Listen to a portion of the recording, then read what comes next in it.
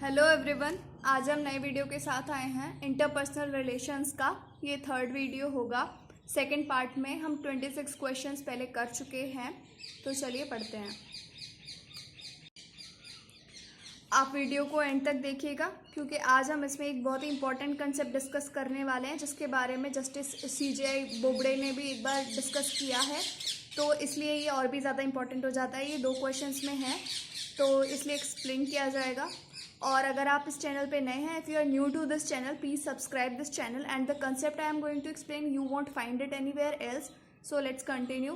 Question number 27, which of the following is not true of the relationship between social class and group participation of leadership? ये पूछ रहा है कि relationship between social class, सामाजिक वर्ग, और ग्रुप पार्टिसिपेशन, समूह का जो पार्टिसिपेशन होता है, उन दोनों में उनके संबंध में कौन सा सही नहीं है, विच इज़ नॉट ट्रू। तो answer would be C, it is waste to expect participation in social groups. कि हम लोग अगर ये उम्मीद रखते हैं कि पार्टिसिपेशन होगा किसी सामाजिक ग्रुप में, तो ये वेस्ट ऑफ एक्सपेक्टेशन है, ऐसी कोई अपेक्षा हमें नहीं करनी चाहिए। तो ये बिल्कुल गलत है क्योंकि some amount of participation is always included in any social group. We will move to next question 28, which of the following is not true of segregation desegregation problem? Segregation is keeping apart, desegregation is not keeping apart. Okay? तो यहाँ पे बोल रहे हैं कि इन segregation अलग अलग रखने और अलग अलग नहीं रखने से संबंधित जो समस्या है उनके विषय में कौन सा सही नहीं है। ठीक है, तो आंसर इसका होगा B. Answer would be B, segregation is more fruitful for a few tribes instead of community. तो ये गलत है। Keeping apart is not a good thing for any culture और एनी कम्युनिटी। मोटे तौर पे आप ये कह सकते हो कि सेग्रीगेशन का अर्थ है कि दो कम्युनिटीज़ को या दो ट्राइब्स को अलग अलग रखना, जो कि हम जानते हैं कि मिल के रहना सबसे अच्छा तरीका होता है किसी भी समाज के संस्कृति के विकास के लिए। चलिए अगले क्वेश्चन पे चलते हैं। Question number 29, the generally accepted theory of the development of prejudicial behaviour is. Answer is A, prejudice is an attempt to adjust to personality needs। सवाल पूछा गया है कि नॉर्मली जो सामान्यतः क्या होता है कि प्रिजुडिशियल बिहेवियर कोई कर रहा है तो उसके विकास के संबंध में कौन सी एक्सेप्टेड थ्योरी है। प्रिजुडिशियल बिहेवियर का मतलब होता है प्री कन्विंसिंग थॉट्स होते हैं लोगों के, आप पहले से ही कोई विचारधारा बना के रखते हैं किसी के बारे में। A prejudice is an attempt to adjust to personality needs, वह आपके व्यक्तित्व में परिवर्तन लाने की कोशिश करता है। अगर आप सोचते हैं कि गोरा अच्छा होता है तो आप पहले से ही ये सोच के रखते हैं कि गोरा अच्छा होता है, आप अपनी पर्सनैलिटी में चेंज लाने की कोशिश करेंगे या फिर लोगों के साथ वैसा व्यवहार करेंगे। अर्थात कि हम एक धारणा, एक पूर्व निर्धारित धारणा के आधार पर व्यक्तित्व का निर्माण करने का प्रयास करते हैं।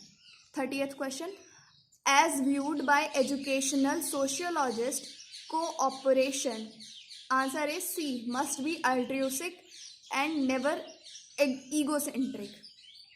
ये कहना चाह रहा है सवाल कि जो शैक्षणिक समाजवादी लोग हैं उनके अनुसार जो सहयोग है, कोऑपरेशन है, वो कैसा होना चाहिए। तो इसका उत्तर है सी, मस्ट बी अल्ट्रूसिक। अल्ट्रूसिक का मतलब होता है सेल्फलेस, मतलब कि निस्वार्थ भाव से किया जाना चाहिए सहयोग, और ये कभी भी ईगोसेंट्रिक नहीं होना चाहिए। ठीक है, आगे। तो और ईगोसेंट्रिक का मतलब होता है अहम केंद्रित, वह स्वयं पर केंद्रित ना हो। 31st question, in defining social stratification one can truthfully say that the term implies, answer is A, traits that are socio economic in nature.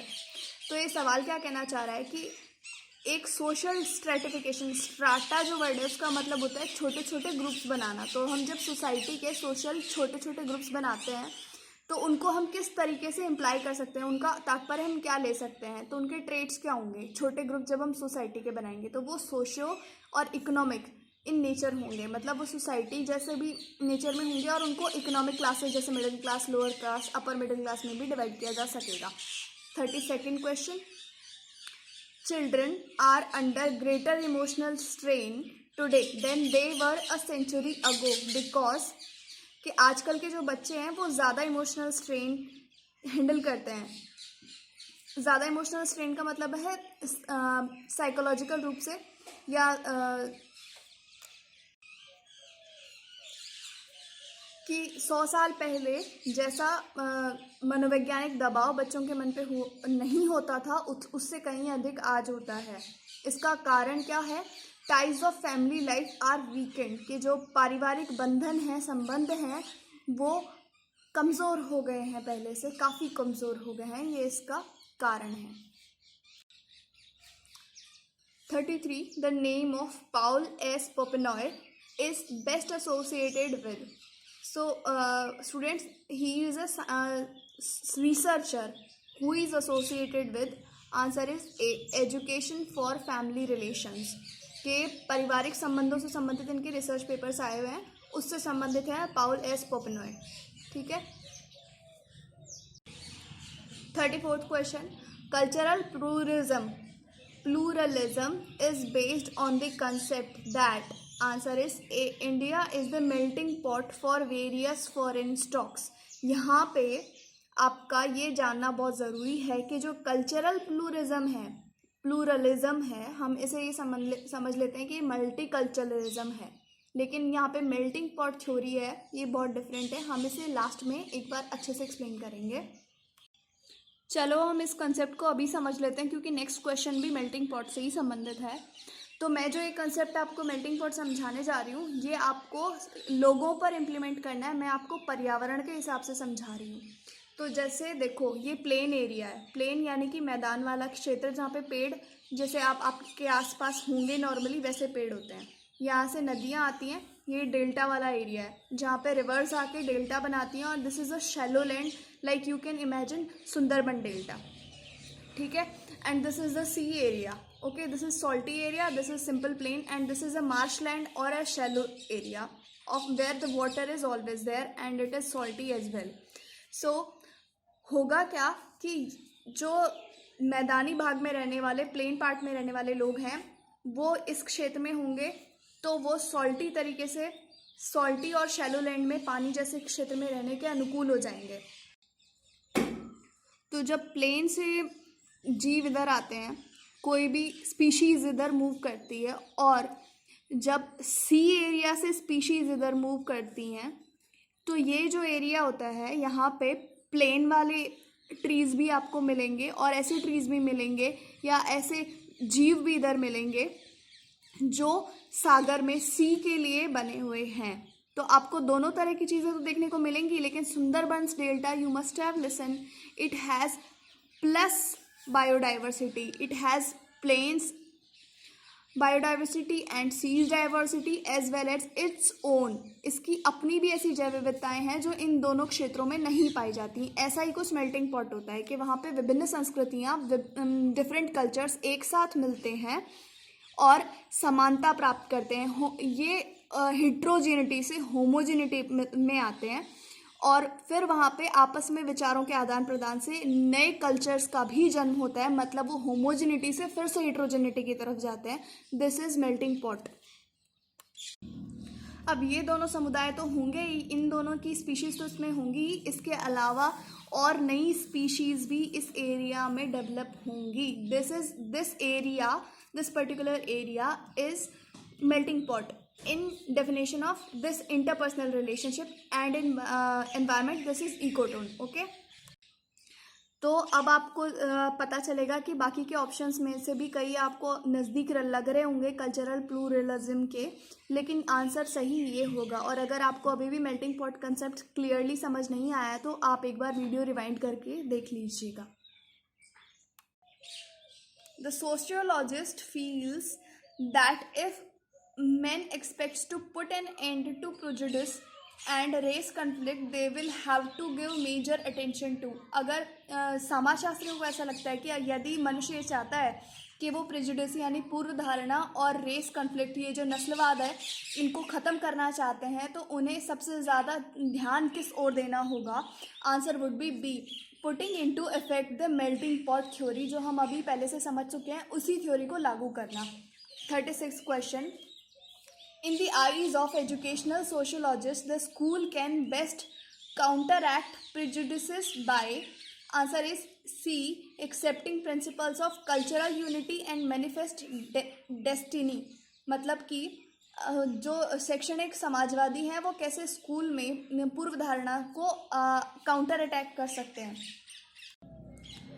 इसका आंसर होगा C, accepting principles of cultural unity and manifest destiny, की सांस्कृतिक एकता के सिद्धांतों को अपनाना। 37th question, concerning the application of education to the problem of intergroup relation in India, it can said truthfully that, answer is C, the freedom of Indian classrooms from casteism could eliminate the constitutional disparities. Which of the following is least questionable as an assumption made in intergroup education? Answer is B, having had favorable contacts with minorities, one is apt to have a more favorable attitude towards them। कि अगर अंतर समूह शिक्षा है उसको कम questionable बनाने के लिए क्या किया जाना चाहिए? तो यदि किसी के साथ, किसी माइनॉरिटी के व्यक्ति के साथ अगर आपके अच्छे संबंध रहे हों तो आपका एक फेवरेबल एटीट्यूड उनके लिए अपने आप डेवलप हो जाता है। With which statement would you like to disagree when one attempt to analyze the intergroup relation in educational perspective? Disagree पूछा है इन्होंने, ठीक है। तो आप क्या विश्लेषण करेंगे, करने का प्रयास करेंगे इंटरग्रुप रिलेशन के संबंध में एजुकेशनल पर्सपेक्टिव का? Answer is A, interpersonal relations are developed in the mind of children and nourished by their parents. तो हम डिसएग्री करेंगे ऑप्शन ए से कि इंटरपर्सनल रिलेशंस जो हैं बच्चे के दिमाग में नहीं बनाए जा सकते और न ही पेरेंट्स उसको पोषण कर सकते हैं उन संबंधों का, ठीक है। हम 40th क्वेश्चन को देखते हैं। Most educational sociologists take what attitude toward education as a solution to the problem of interpersonal relations, कि ज़्यादातर समाजवादी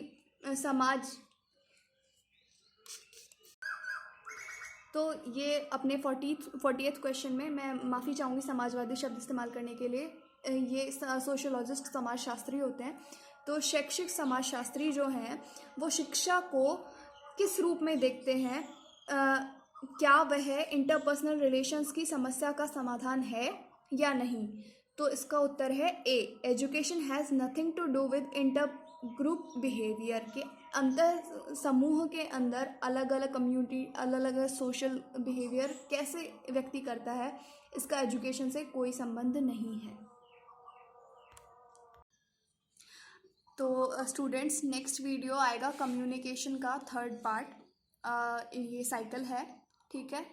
तो थैंक यू सो मच, आपने लास्ट तक वीडियो देखा, और लाइक कीजिए, कोई क्वेश्चन हो कमेंट नेक्स्ट वीडियो में कर दीजिएगा कमेंट इफ हो एनी क्वेश्चन तो, और अपने फ्रेंड्स के साथ शेयर कीजिए क्योंकि उनको भी इस वक्त ज़रूरत होगी स्टडीज़ की। और मैं ये कहना चाहूँगी कि हम इतनी मेहनत करते हैं, कंसेप्ट्स एक्सप्लेन कर रहे हैं हम लोग आपको, आप एक लाइक कर दीजिए ना, आप उसमें भी आलस दिखा जाते हैं, हमारी मोटिवेशन हमारा भी बना रहना चाहिए। तो please like our video to make us feel motivated to do something more for you. Thank you so much.